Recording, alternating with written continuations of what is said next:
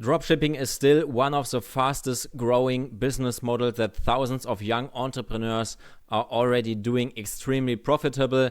And if you look at the market size, the figures are just enormous. So the global dropshipping market size was valued at 367 billion in 2024 and is expected to grow from 471 billion in 2025 to reach 3,479 billion, and that is 3.47 trillion by 2023. And this compounds to a compound annual growth rate of approximately 28%. So we can see that there's a lot of money in this market. So wouldn't it be horrible if you as a hardworking entrepreneur had to pay 30 to 50% taxes on top of your already very tight profit margin? And the good thing is, paying as low as absolutely zero taxes on an e-commerce business can generally be pretty easy if you keep the structure clean and set it up properly. How, you may ask now? So let's dive in. We will explore multiple different scenarios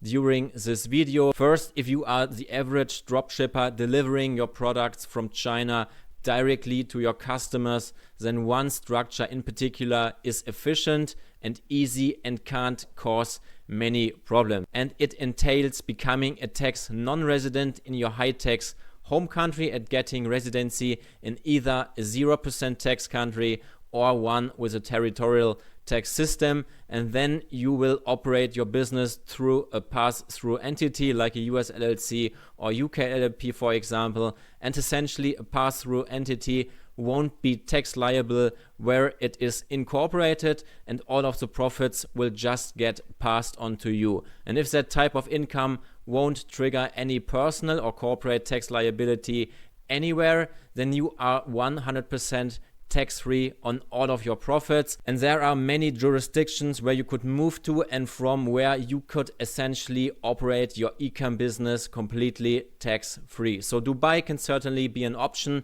but it's by far not the only one. Another cost and time efficient one that's very popular currently is a Paraguayan permanent residency, but there are many more that can be chosen based on your personal lifestyle, preference, cost and other requirements. If you actually need to live there at all will depend less on the country you are choosing though, and more on the requirements of your home country to deregister and become non-tax liable. If you can leave your home country without needing a tax residence certificate from another country, then technically no stay in another country is required and you can freely travel the world. Now all of this is harder if your operations require you having a local warehouse, employees in a country, or engaging in another trade or business locally, especially in the country you incorporated your company in.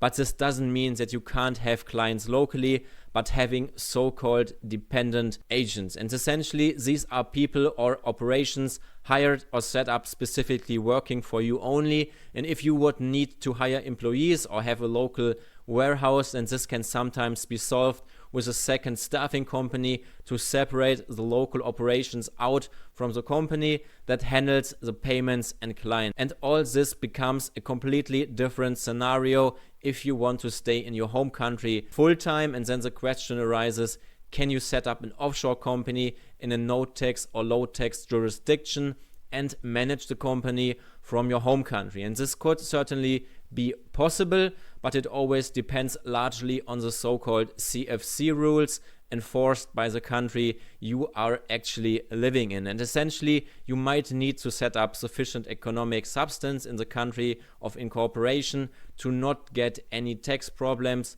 with the tax authorities. And also pass-through entities are most likely useless in this scenario. Essentially each country has its own rules on foreign-owned corporations, so you must always take a close look at the CFC rules in the respective country. And another thing we need to do in this analysis is to distinguish between US citizens and residents and everyone else in the world. One important factor to decide where you want to incorporate an e-commerce business is also payment processing, and essentially fees can vary a lot depending on where your business is actually located. So many popular offshore destinations like Panama, Virgin Islands and all these kinds of destinations don't even have access to good processors, and even Dubai companies get hit with much higher processing fees for payments than the average you would pay in the US or UK, for example. So keep in mind, this is 1 to 2% of revenue, and 1 to 2% of revenue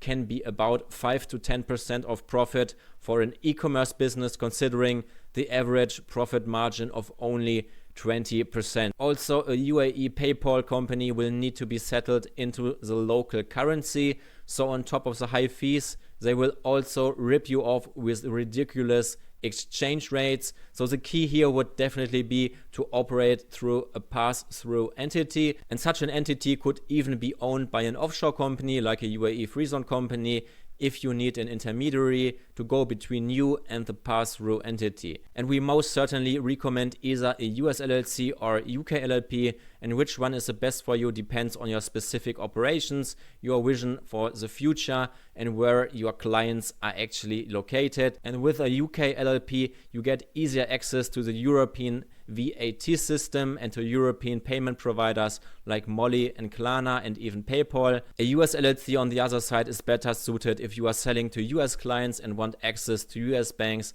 and credit institutions. And what a lot of people don't know is through a US LLC you can even get an individual taxpayer identification number, a so-called ITIN, which then allows you to build personal credit in the US and get some of the best credit cards like the Amex Business Gold, for example. So essentially many credit cards in the US have very high multipliers, for example on ad spend, and the multipliers are much higher than on European cards, for example. So as you can see, there can be many advantages to building these types of structures, and if you are interested in structuring this for yourself and your e-commerce business, contact us through the link in the description. With that said, I hope you enjoyed the video. Leave it a thumbs up, subscribe to our channel. See you in the next one.